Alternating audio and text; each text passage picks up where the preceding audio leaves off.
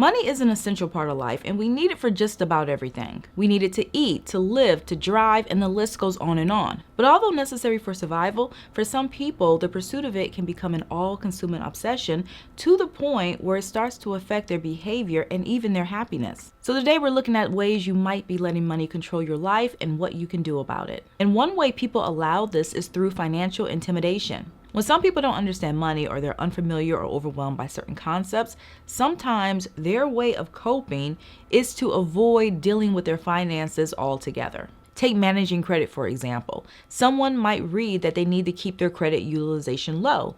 However, if they're not sure how to do this or what that means, they might be afraid to use their credit card because they're worried about making a mistake that will hurt their credit score. What's interesting is that a 2018 study found that only 34% of Americans could pass a basic financial literacy quiz. And the key word here is basic, meaning that roughly a third didn't understand the fundamentals. And of course, not knowing or understanding means that you're more likely to do things wrong, or as already stated, you might do nothing at all. The good news, though, is that the solution to overcoming intimidation is simple.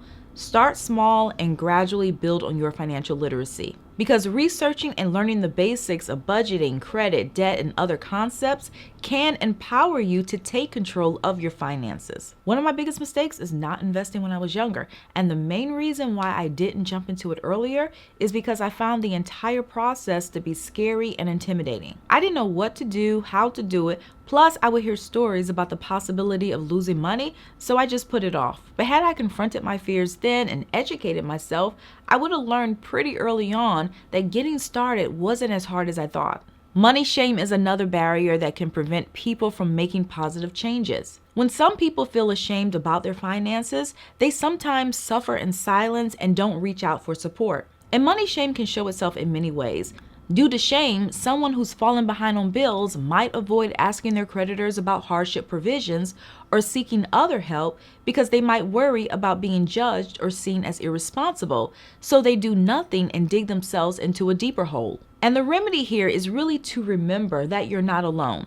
Many people struggle with their finances at some point in their lives, and things will happen beyond your control. So even if you're responsible and you do everything right to the best of your ability, sometimes you might still find yourself at the wrong end of the stick. Also, tying your self-worth to the amount of money you have or the things you own can lead to feelings of inadequacy, insecurity, and dissatisfaction. Imagine someone who constantly compares themselves to others based on their material possessions. Eventually, this person may feel that they're not good enough if they don't have the latest gadgets, designer clothes, or luxury cars. And this is really dangerous because constant comparison can slowly erode their self-esteem while creating this never-ending cycle of always having to keep up with others. The reality, though, is that no matter how much money you have or how much stuff you buy, there will always be someone with more. So if you're always striving for what the next person has, you'll never feel satisfied. And the solution to breaking free is really to shift the focus beyond material things. So instead of measuring your worth by the size of your bank account or the things you own, focus on your relationships, hobbies, personal growth, or the positive impact you have on others. The "I don't need a budget" myth is a misconception that causes many people to overlook one of the most essential tools for financial success. Some people wrongly believe that budgeting is only for those who are struggling financially or those who have a lower income, but none of that is true. Budgeting is about much more than managing limited resources, and it's not only for broke people. It's for anyone who wants to take control of their finances instead of having their finances control them. It's about understanding where your money goes, making intentional decisions on how to spend it, and planning for your financial future. Take, for example, someone who earns a good salary and who has never had to worry about making ends meet. They may think that budgeting is unnecessary because they have enough money to cover their expenses.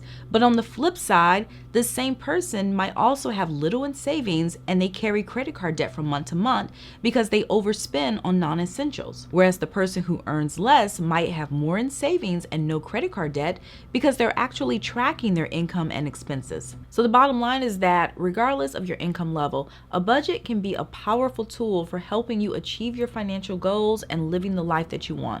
The time versus money trade-off trap is something that many struggle with, which involves constantly prioritizing money-making activities over free time and self-care. And many fall into this trap because they think the more I work and the more money I make, the happier I'll be. But things don't always turn out that way, and unfortunately, this approach can sometimes result in little time for relaxation, burnout, stress, and resentment. And yes, I realize that with inflation pushing the cost of living higher, that for many people, they have to work more in order to make ends meet, like it's not even an option for them. But there is a difference between working more because you have to and doing so because your priorities are twisted. So to avoid falling into this trap, it's so essential to find a balance between work and personal life. The all or nothing trap is another obstacle that some people face, where they basically give up on a goal because of a setback or because they can't do much. Someone might set a goal to pay off their credit card debt and make a plan to make extra payments each month. Unfortunately, though, after a few weeks, they get hit with an unexpected bill that sets them back. Now, in this scenario, the best thing they can do is adjust their plan and continue to make progress. But instead, they view the setback as a defeat and they give up. And this trap can creep into other areas, such as saving for retirement or building an emergency fund. When some people feel like they're not making enough progress or that their goals are too far out of reach, they can become overwhelmed and stop trying. The solution here, though, is really to embrace progress over perfection. So instead of becoming discouraged by setbacks, focus on making small, consistent improvements over time. And it's also important to forgive yourself for any missteps you make. Everyone makes mistakes, and setbacks are a normal part of the journey. So instead of beating yourself up over one, learn from it and use it as motivation to keep moving forward. And finally, the love of money is the root of all evil. And if you're a religious person, you're probably already familiar with these words. While it's true that money is a powerful tool, providing us with the means to support ourselves and our families and to get the things we need and want, we might fall into greed if it becomes the most important thing in our life. And greed can be likened to a bottomless pit, because once a person starts down this path, in most cases, they are never satisfied and they will do whatever it takes to get more money. Someone who's obsessed with accumulating money at any cost might put it above everything else. This includes their relationships and even their own well-being, and they might also do unethical or even illegal things, rationalizing their actions by telling themselves that the ends justify the means. And the best way to avoid the love of money is to recognize that money is simply a tool. So while it's important to set financial goals and work toward them, it's equally important to prioritize other aspects of life. So instead of chasing after money for its own sake, focus on using it as a means to live a meaningful life.